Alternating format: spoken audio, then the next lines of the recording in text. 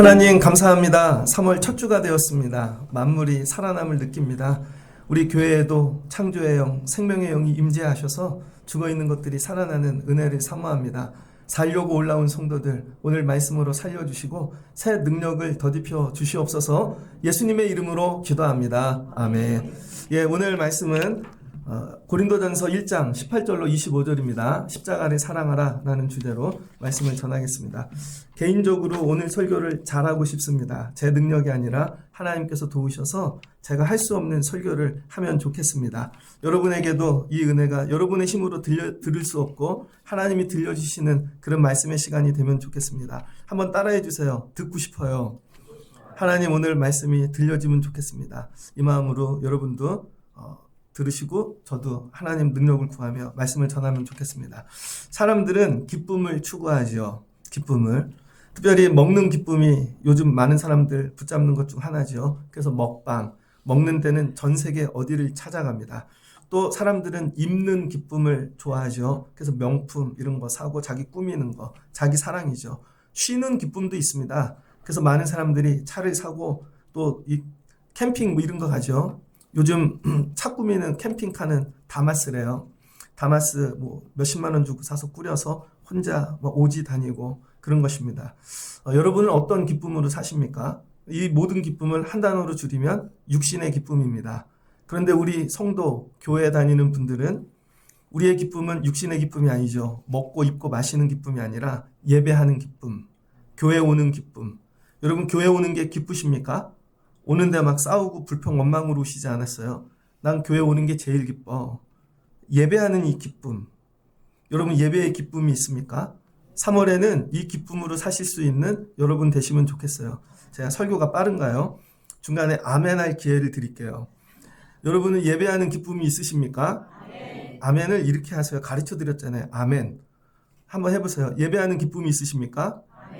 그래야 제가 다음 설교를 들어가죠. 근데 아멘 하면 말씀이 늘어지겠죠. 교회 오는 기쁨이 있습니까? 옆에 분 손을 잡고 같이 예배해서 기쁩니다. 여러분 교회는 왜 오고 예배하면 기쁠까? 세상에는 없고 교회에만 있는 것이 있기 때문이에요.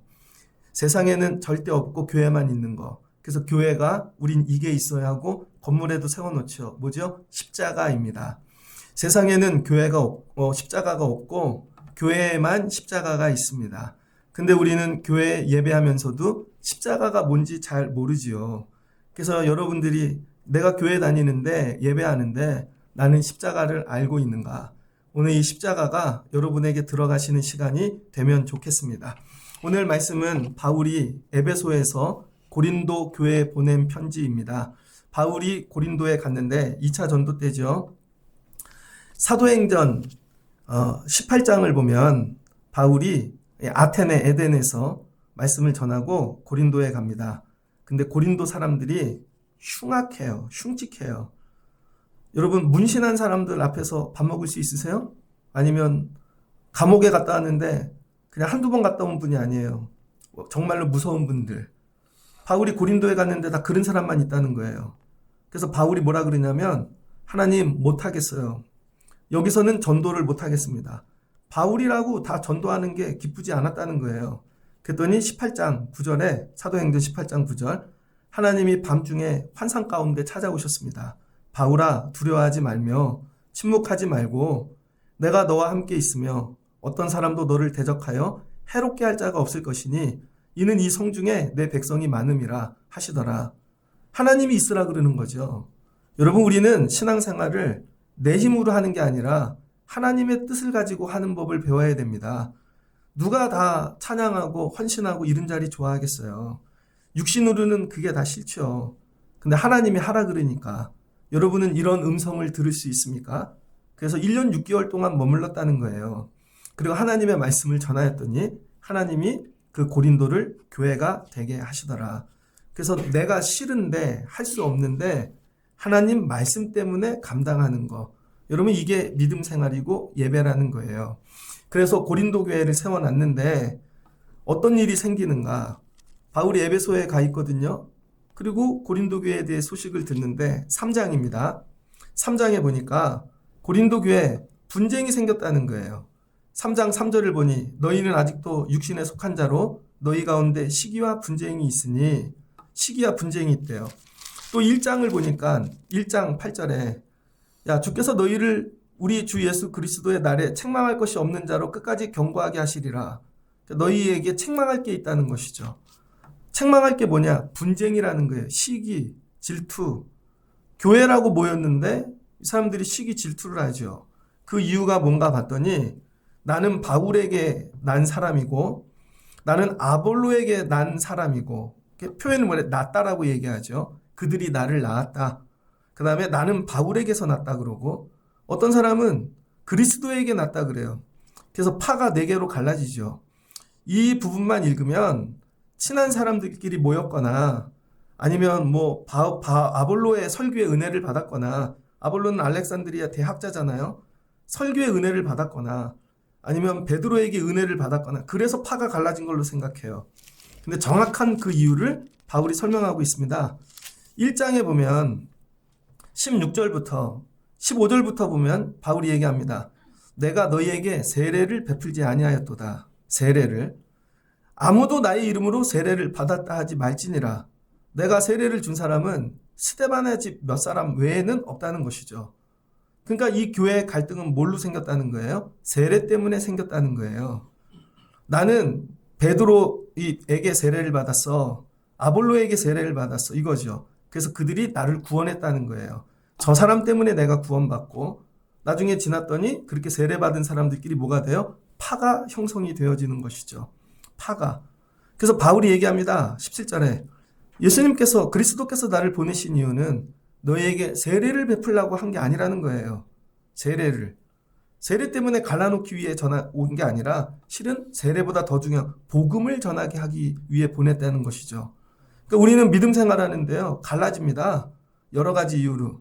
서울의 어떤 교회 예화입니다. 들었던 얘기인데 교회가 갈등이 일어난 이유. 목사님이 성도들을 데리고 중직들을 데리고 이스라엘 갈릴리로 성지 순례를 가셨답니다. 그래서 요단강에 데리고 가서 성도들을 정말로 예수님 세례받듯 다 침례를 행했대요. 그리고 목사님이 감동이 돼서 그 요단강 물을 퍼오셨다는 거예요. 그래서 세례를 주는데 이번부터는 정말 예수님도 세례를 받으셨던 요단강 물로 세례를 드립니다. 그랬더니 성도들이 좋아하더래요. 근데 요단강 물이 다 떨어진 거예요. 요단강 물이. 그럼 어떤 물로 드려야겠어요? 수돗물이죠. 결론은 기도하고 한강물. 그랬더니 교인들이 갈라지더래요. 요단강파하고 한강파. 진짜로 싸움이 났다는 것이죠. 그럼 어떻게 또 요단강 물을 갖고 와야 되는가? 실은 그게 중요한 게 아니라 뭐예요? 세례를 통해 복음이신 예수님을 만나야 되는 것이죠. 그러면은 왜 이렇게 갈등이 일어났는가? 고린도 교회 갈등이 일어나는 이유는 뭔가? 오늘 바울이 이걸 진단합니다. 바울이 고린도 교회 갈등이 일어나는 이유.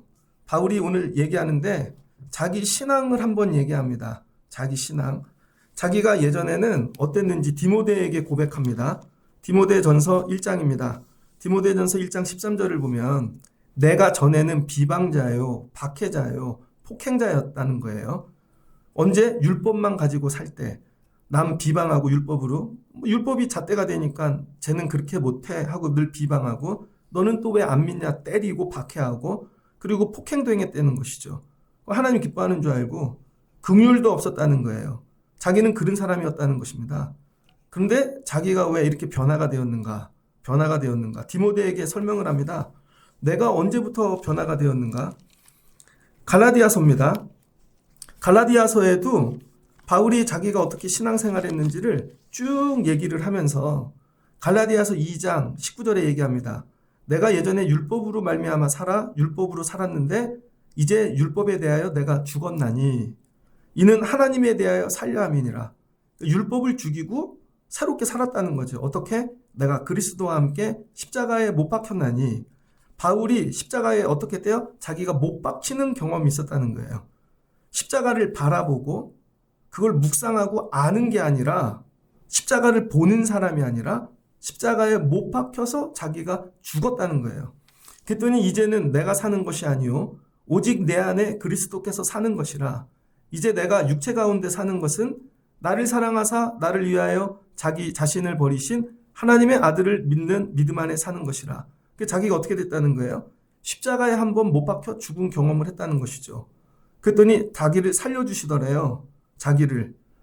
이 살려주시는 은혜를 경험하고 나니까 어떤 일이 일어나나 율법은 패하게 되어지고 자기가 새로워졌다는 것이죠. 그래서 이 십자가에서 죽는 일을 통해서 어떤 일이 일어나나, 십자가에서 죽으면 에베소서 2장입니다.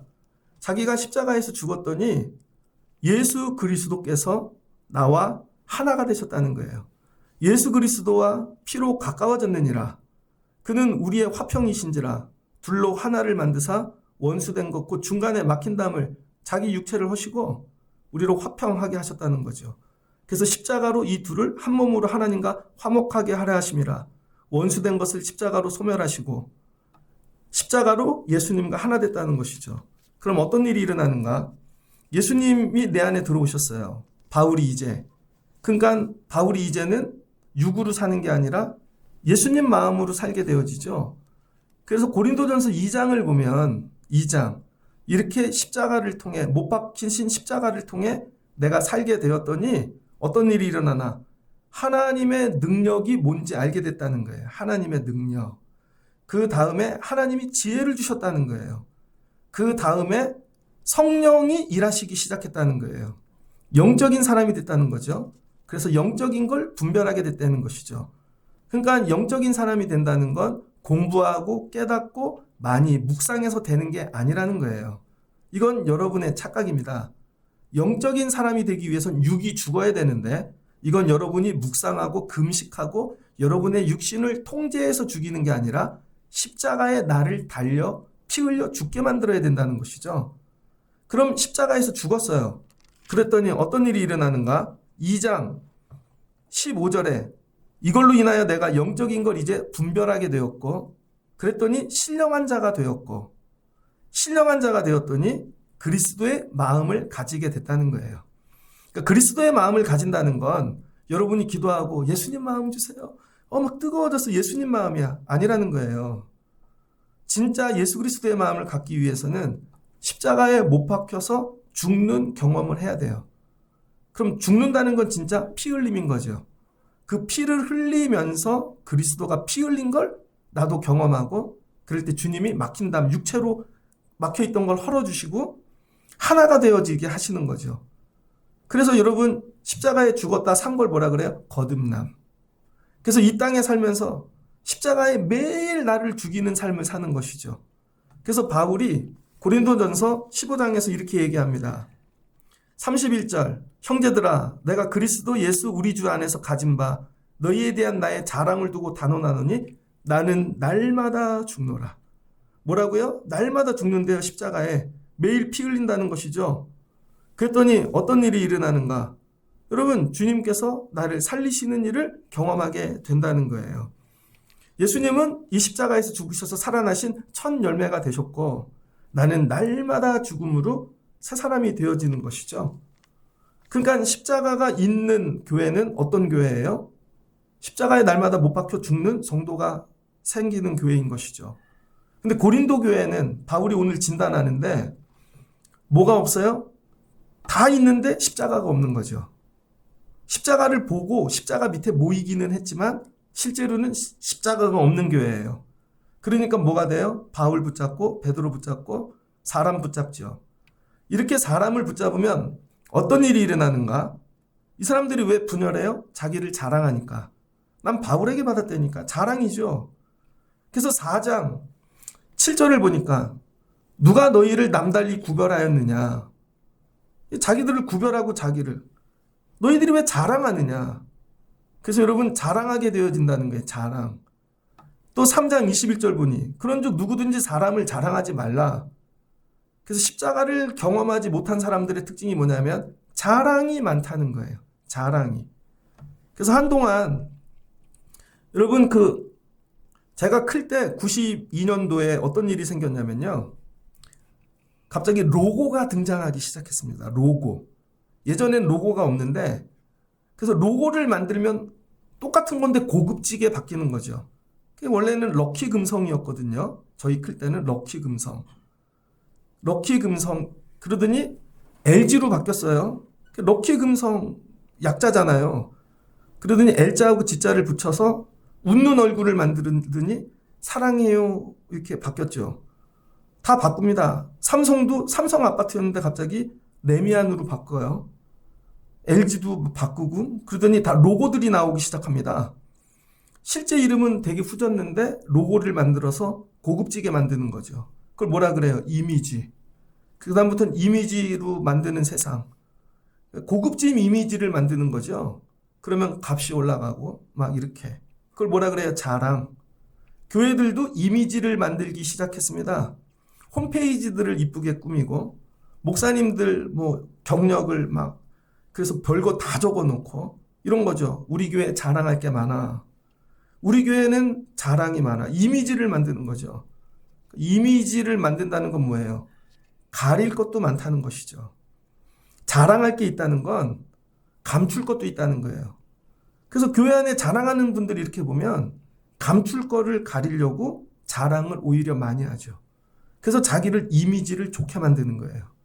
나 이렇게 대단한 사람이야. 나 이런 거 할 줄 알고. 그 뭐예요? 고린도 교회 같다는 거예요. 바울이 니네 교회 왜 그렇게 됐는 줄 알아? 이걸 오늘 진단합니다. 그래서 바울이 오늘 뭐라 그래요?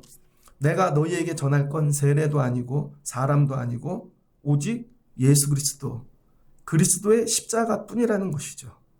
그래서 2장도 말씀을 보니까 2절에 내가 너희 중에 예수 그리스도와 그 십자가에 못 박히신 것 외에 아무것도 알지 아니하기로 작정하였느니라. 여러분 우리 신앙생활을 하다 보면요. 점점 부자가 되어져요. 저 어렸을 때 교회 다닐 때요. 교회 다니는 이유는 달란트 모으러 갑니다. 그래서 교회 출석부 이렇게 다 채우면 달란트 많이 줘요.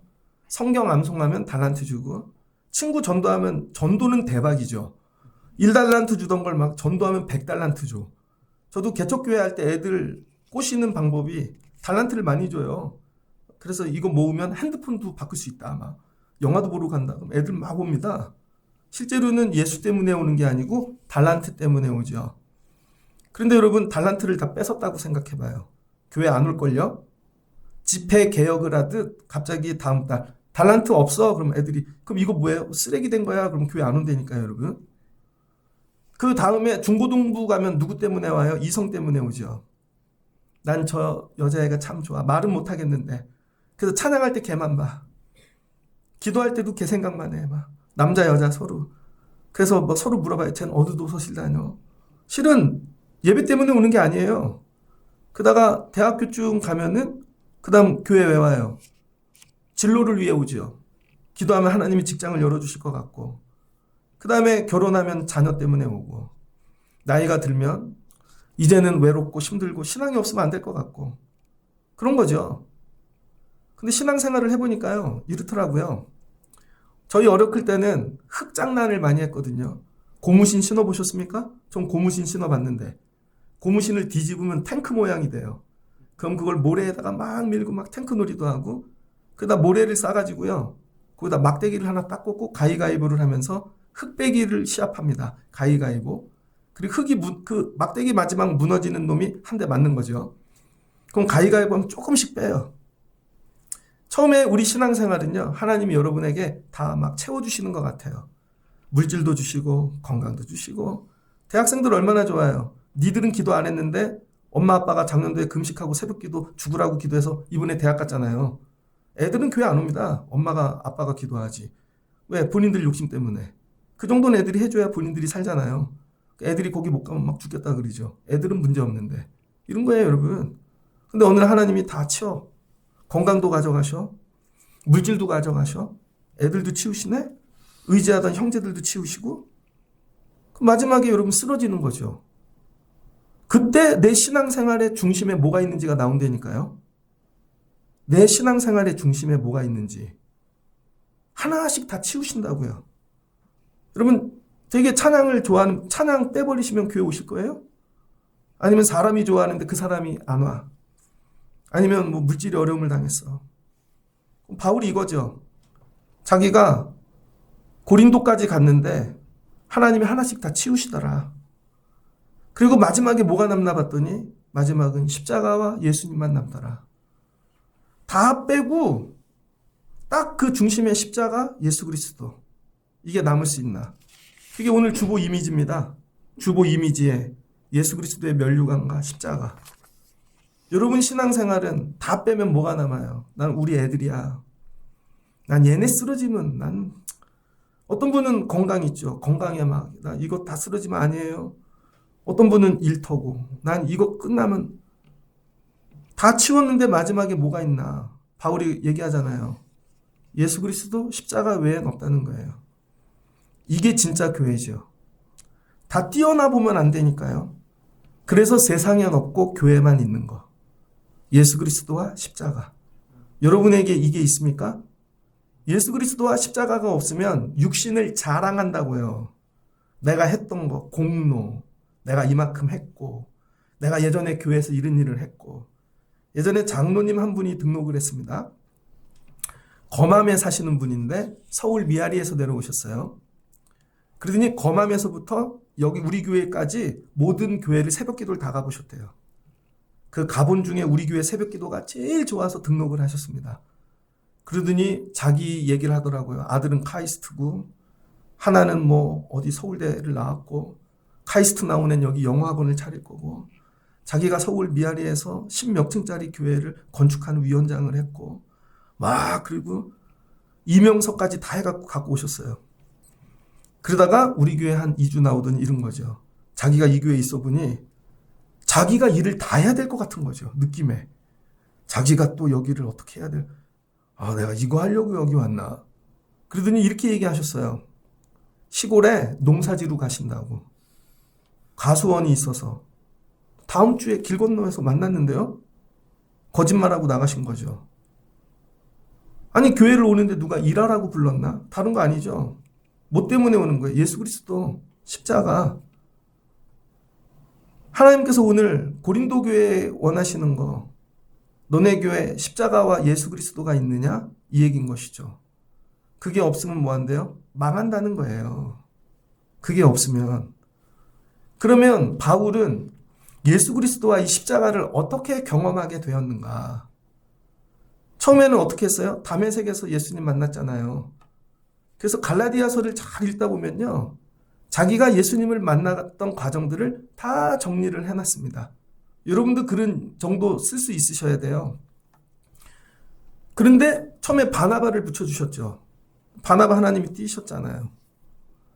그 다음에는 디모데를 붙여주셨죠. 디모데도 나중에 다 띄시죠. 근데 나중에는 고린도에 갔는데 고린도 가기 전에 아테네를 갔죠. 아덴이라 그러죠. 아레오바고. 이 사람은 철학하는 사람이니까 율법주의자고 아레오바고에서 원없이 스토아 철학을 설명하는 것입니다. 내가 이 정도로 스토아 철학을 안다고. 많은 사람들하고 대화하고 너무 기뻤는데 한 영혼도 구원을 못한 것이죠. 결국은 자기 철학으로. 그리고 고린도에 하나님이 보내서 왔는데 이런 거지 같은 사람들만 있고 무식한 사람, 공포스러운 사람. 그럴 때 기도하는 거죠.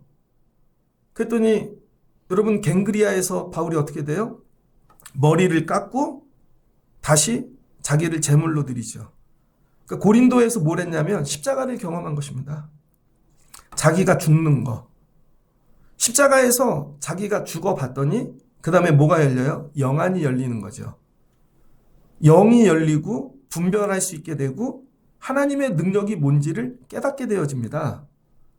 그랬더니 에베소에 가서 말씀을 전하는데 여러분 바울이 그 다음에 어떻게 해요? 영으로만 전하는 거죠. 영으로만.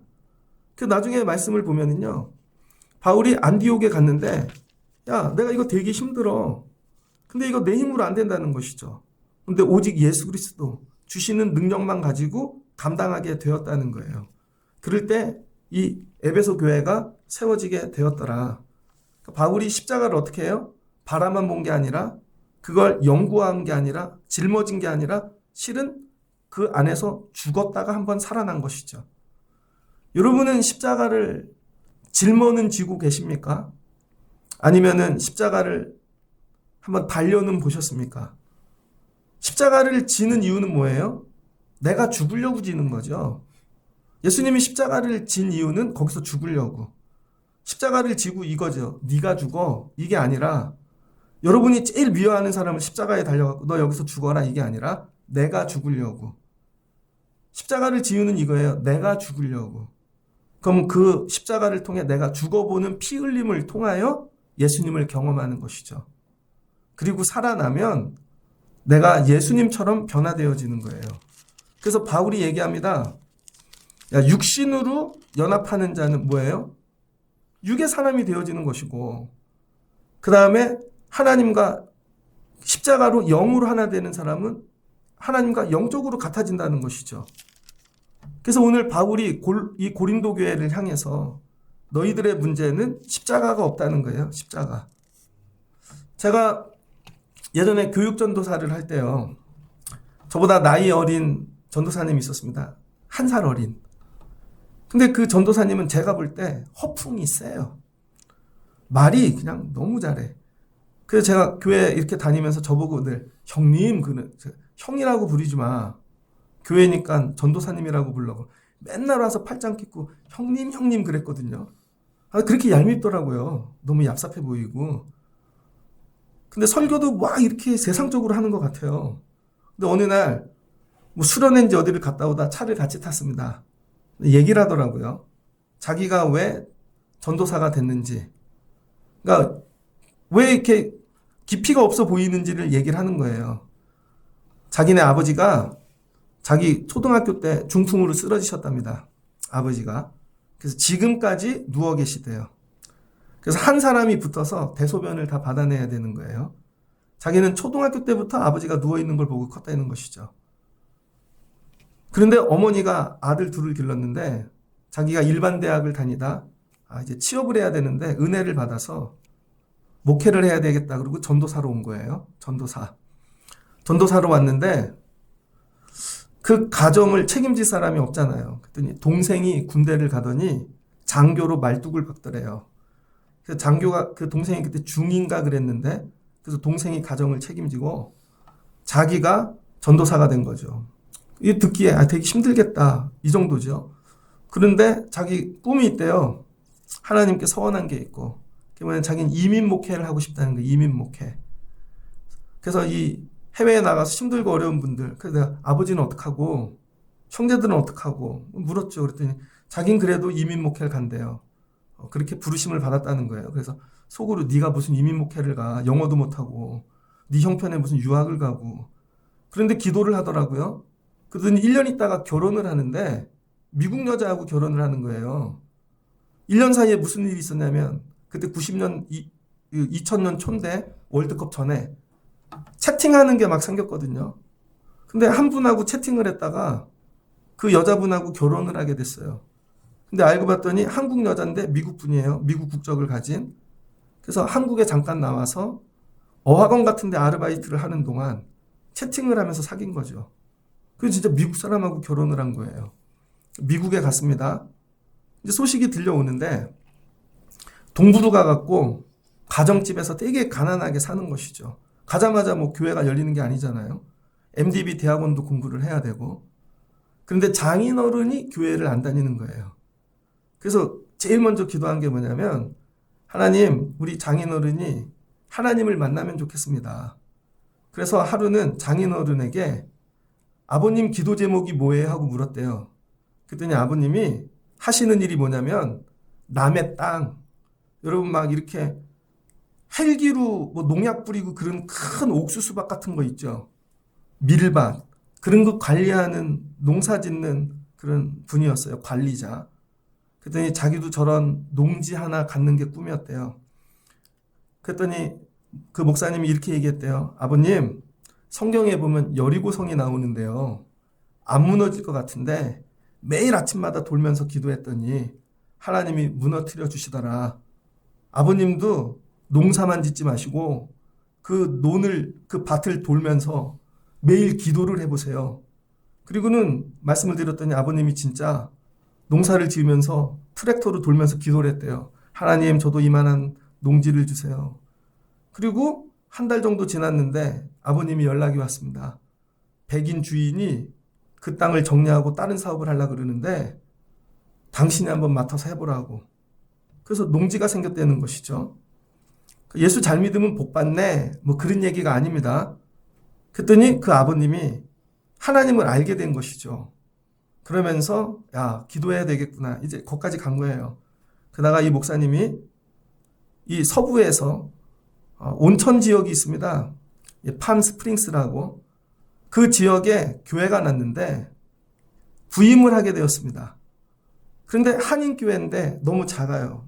교인도 몇 명 없고 교회도 너무 힘들고 그리고는 와서 목회를 하는데 성도들이 이민한 분들이니까 교회는 왔지만 예수도 모르고 교제하러 오고 밥 먹으러 오고 거기는 또 놀러 오는 유흥지니까 뭐 온천 때문에 뭐 이렇게들 오는 분들만 있으니까 목회가 안 될 것 같은 거예요.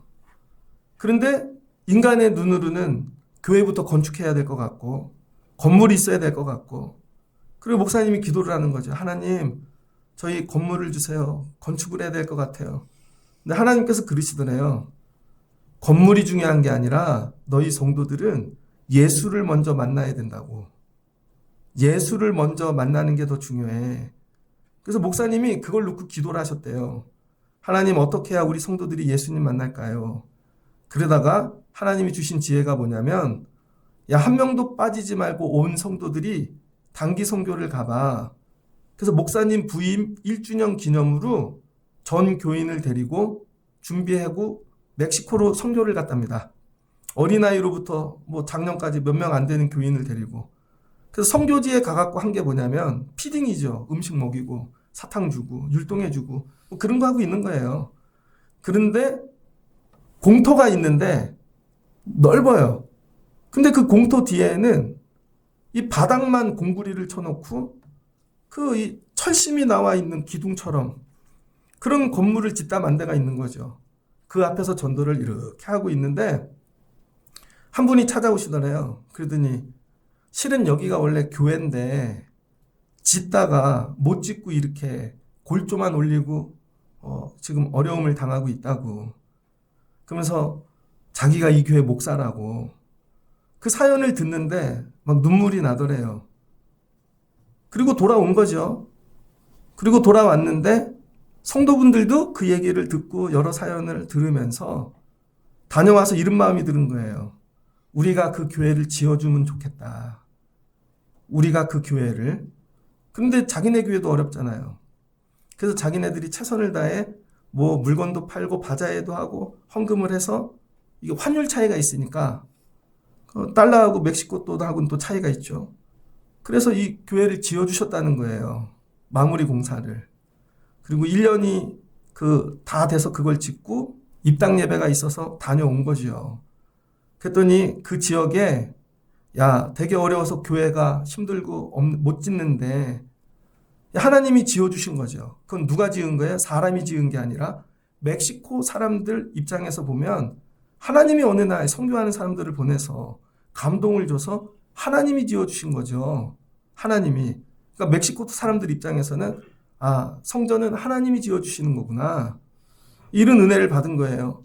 그리고 이분들이 미국에 와서 또 예배를 드리는데 그 위쪽에 부자 동네 백인교회 목사님이 찾아오셨답니다. 그러더니 그 이유 찾아오신 이유가 그 백인교회 목사님 그 교회가 교회를 이전할 계획을 갖고 있었던 거예요. 그런데 교회 안에서 회의가 일어났는데 팔자. 아니면 이걸 우리가 보상을 받아서 더 보태서 쓰자. 어떤 분들은 여기가 그래도 이렇게 쉴 수 있는 곳이니까 우리가 뭐 수양원처럼 쓰자. 뭐 여러 의견이 있었대요. 근데 결론은 기도를 하다 교회니까 이 교회를 감당할 수 있는 교회가 있으면 그 교회에 우리 교회를 넘기면 좋겠다. 그리고 그분들이 기도를 하고 있었던 거예요. 그런데 저 밑에 한국인 조그만 그 몇 명 안 모이는 교회가 그 일을 행했다는 걸 듣고 그 교회에서 결정을 진 거예요. 저 한인교회 우리 교회를 드리면 좋겠다. 그래서 찾아오신 거죠. 그래서 이 교회를 맡으면 좋겠다. 그랬더니 목사님이 그 교회를 맡으려면 우리가 재정이 없습니다. 그랬더니 목사님이 이 건물을 그대로 드릴 터이니 담보 잡아서 그걸로 빚을 갚으십시오. 그리고 옆에 학교도 주겠다는 거예요. 학교. 그럼 학교는 우리가 어떻게 맡을까요? 그랬더니 학교에 애들 등록금이 나온다는 거죠. 그래서 그 등록금으로 운영을 하시면 된다는 거예요. 그래서 자기네는 처음에 조그만 건물 지려고 준비를 했는데 하나님이 그게 아니라 예수를 먼저 만나야 돼. 그랬더니 이분들이 선교를 갔다 예수님을 만나고 온 것이죠. 그랬더니 이 교회는 누가 지어주신다는 거예요? 하나님이 지어주시는 거죠. 하나님이. 근데 여러분 선교를 가는 게 이런 거예요. 한국인들이 미국 가서 사는 게 쉽지 않습니다. 보면 막 다 근사하게 살 것 같은데 가서 세탁소 하고 정육점 하고 구두 닦기 하고 막 진짜 그래요. 그런데 여러분 그거를 내려놓고 뭐 한 달씩 선교를 가? 그럼 남이 보면 어떡하는 거야? 미친 짓이죠. 그러면은 어떻게 살아? 생계가 어려운데. 근데 왜 가요? 십자가 예수님 때문에 가는 거죠. 그랬더니 어떻게 돼요? 하나님이 일하시는 거죠. 그래서 십자가는 뭐냐? 오늘 21절을 보니 하나님의 지혜에 있어서는 이 세상이 자기 지혜로 하나님을 알지 못하므로 하나님께서 전도에 미련한 것으로 믿는 자들을 구원하시기를 기뻐하셨도다. 여러분 세상 지혜를 갖고는 하나님을 몰라요. 근데 여러분 십자가 예수 그리스도를 알면 전도에 미련하게 되어진다는 거예요. 그냥 미련하게 다 내려놓고 가서 예수 그리스도 십자가를 전하는 것이죠. 근데 그 미련한 게 생명이 되어진다는 거예요. 이거는 십자가에서 죽어본 자만 경험하는 것이죠. 십자가를 바라본 자는 절대로 모릅니다. 야, 저 미련한 짓을 하네, 저거를. 저걸 갔다 오면 살아? 저게 죽지? 근데 아니라는 것이죠. 그래서 유대인은 표적을 구하고 헬레인은 지혜를 찾으나 우리는 십자가에 못 박히신 오직 예수 그리스도만 전한다는 거예요. 이게 되게 미련한 거죠. 아니야, 그거 내려놓고 가면 근데 힘들잖아, 어렵잖아, 망하잖아. 근데 무식하게 가서 했더니 십자가가 뭐예요? 다시 우리를 살리는 거죠. 우리를 살려주신다는 거예요. 이걸 한번 경험하고 나면 뭐가 열려요? 영안이 열린다는 거예요. 영적인 게. 그래서 교회는 공부로 되는 게 아니고 세상 지식으로 되는 게 아니고 세상 방식으로 되는 게 아니라 주님이 하시는 것이다. 오직 십자가에서 피 흘리는 이걸 경험해야만 된다는 것이죠. 오늘 바울이 너희 교회에 없는 거 표적도 있고 지혜도 다 있는데 십자가가 없어. 그 뭐예요? 너무 똑똑하죠. 그 맨날 싸우죠. 바울이 원하는 거 십자가를 아는 교회가 되면 좋겠어. 이게 저와 여러분에게 주시는 말씀입니다. 우리가 교회를 오래 다녔는데 나는 십자가를 바라보기만 하고 뭔지는 알아요. 근데 십자가에 달려본 적이 없는 거죠. 그것 때문에 죽어본 적이 없어요. 눈물을 흘리고 너무 어렵고 그런 거죠. 그러면 어떤 일이 일어난다고요? 십자가의 미련한 것이 우리를 구원하는 기쁨이 되어진다는 것이죠.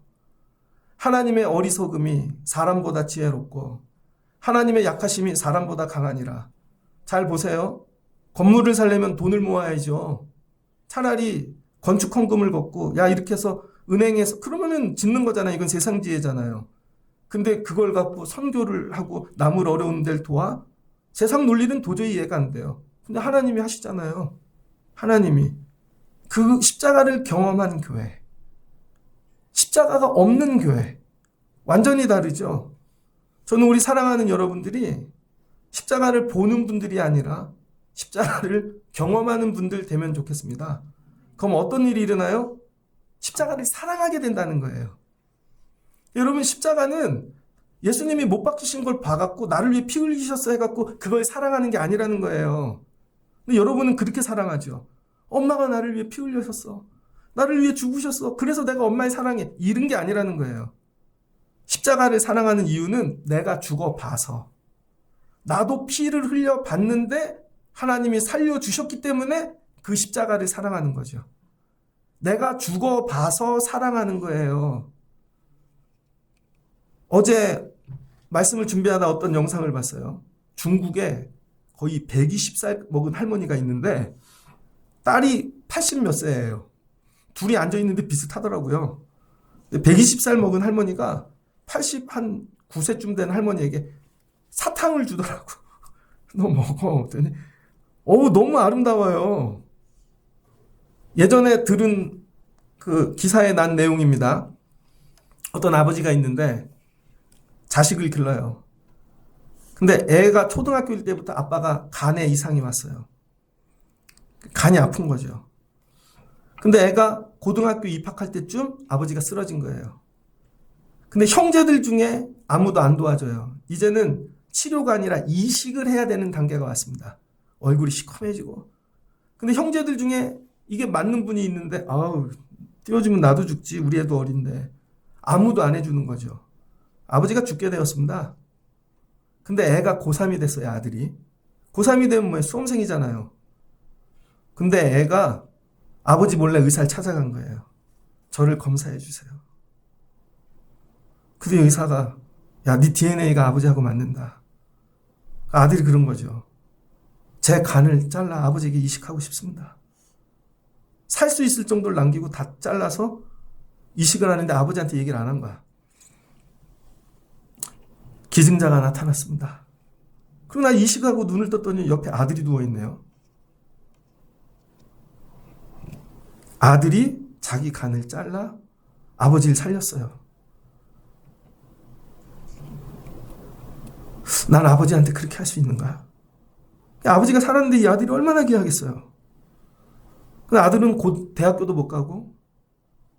근데 그 소식을 들은 LG에서 LG 의인상 있잖아요. 그 해에 의인상으로 그 아이를 뽑은 거예요.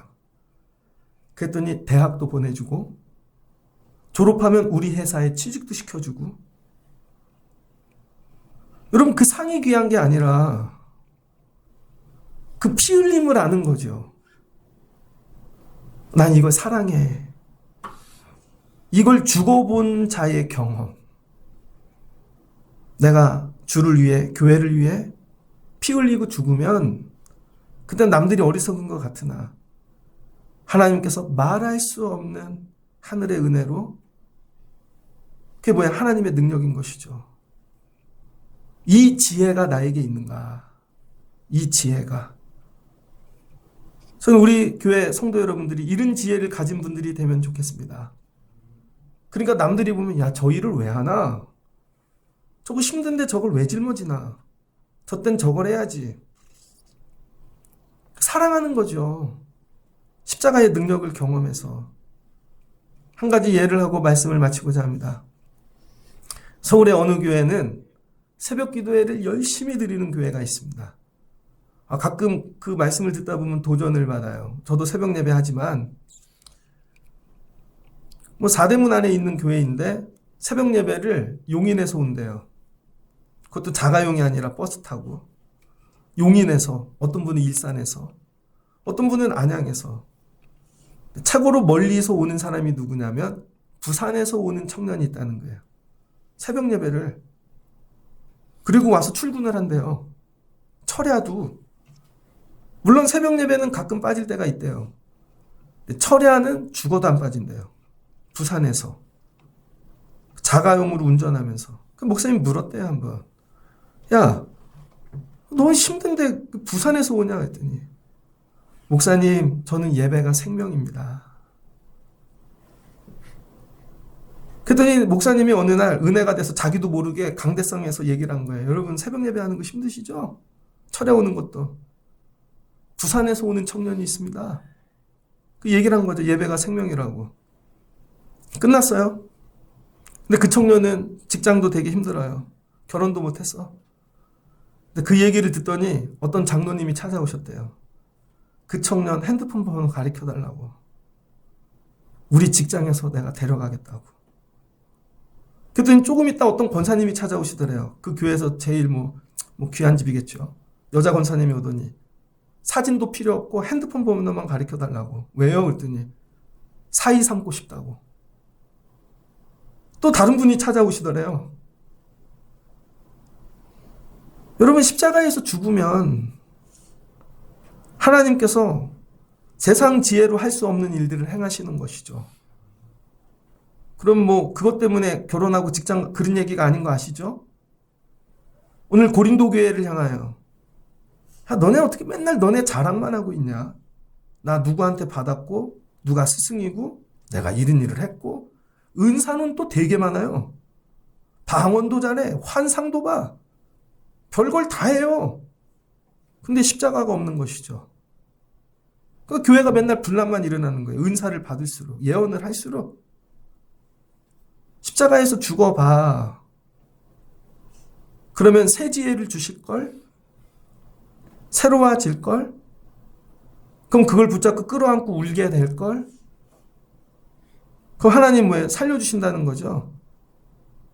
저는 우리 교회가 예수 그리스도와 십자가를 가진 교회가 되면 좋겠습니다. 뭐 보잖아요. 우리 교회는 많이 없잖아요. 다른 것도. 제일 미안한 거 아동부. 애들도 적어. 코로나 전에 막 3, 40명 왔는데 코로나 되니까 엄마들이 다 가잖아요. 끝났더니 프로그램 좋은 데로 가셨겠지. 우리 중고등부 애들도 미안해. 얘들아 미안하다. 어른들도 미안해. 매일 밥 못 드려서. 다 미안해. 하나님 이거죠. 이것도 띄워보시고 이것도 띄워보시고. 하나님 밥 주는 교회 되게 해주세요. 여러분 제가 이거 기도해야 될까요? 하나님 우리 교회들에게 프로그램 잘하는 교회 되게 해주세요. 제가 이거 기도해야 될까요? 마지막은 예수 그리스도와 십자가. 하나님 그럼에도 불구하고 우리 애들에게 성도들에게 예수 그리스도 십자가. 하나님 이거 줄 수 있는 교회 되게 해주세요. 그럼 여러분의 눈이 달라질 거예요.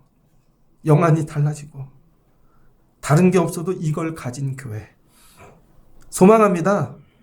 그래서 이걸 사랑하는 교회, 주의 빛난 십자가 면류관 죽기까지 사랑하는 이런 교회, 이런 교회를 소망합니다.